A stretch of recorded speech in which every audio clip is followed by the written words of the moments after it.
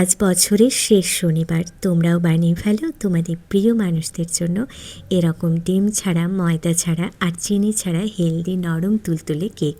আমি এখানে মিছরি ব্যবহার করেছি, চিনি একদম দিইনি। আর এই গাজরটা যখন দিচ্ছিলাম মিষ্টু সোনা খুব রাগ করছিল।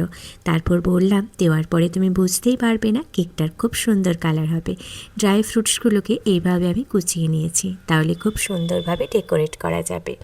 গাজরটাকে আমি গ্রেট করে নিচ্ছি, তোমরা দেখবে কত সুন্দর কালার আসবে। আর সব কিছু মেপে নিতে হবে। আমি 1 কাপ মতো আটা নিয়েছি, 1 কাপ মতো সুজি নিয়েছি, অল্প একটু লবণ দিয়েছি, মিষ্টির সাথে একটু লবণ দিলে ভালো লাগে।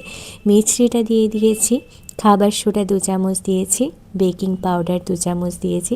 যেহেতু একটু রেস্টে রাখবো সেহেতু মিছরিটা আমি গুঁড়ো করিনি, মিছরিটা আমি দানা দানায় দিয়ে দিয়েছি। তারপর দুধ দিয়ে ভালো করে মিশিয়ে নিচ্ছি। দুধটা কিন্তু আগের থেকে জাল দেওয়া ছিল, খুব গরমও হবে না আবার খুব ঠান্ডাও হবে না। একটুখানি ঘি দিয়ে আমি ভালো করে মিশিয়ে নিলাম, তোমরা চাইলে সাদা তেলও দিতে পারো। তারপর কড়াই এভাবে একটা স্ট্যান্ড রেখে আমি কেকটাকে দিয়ে দিলাম। প্লেটটাতে অবশ্যই একটু ঘি বুলিয়ে নেবেন, তোমরা চাইলে সাদা তেলও নিয়ে নেবেন। কিছুটা বেক হয়ে যাওয়ার পরে ড্রাই ফ্রুটসগুলো দিয়ে দেবো। এখনও আমার কেক রেডি হয়নি, আমি কড়াইটাকে একটু চেঞ্জ করেছি কারণ এই কড়াইটাতে খুব ভালো হচ্ছিলো। অলমোস্ট আমার কেক রেডি হয়ে গেছে। টাটা।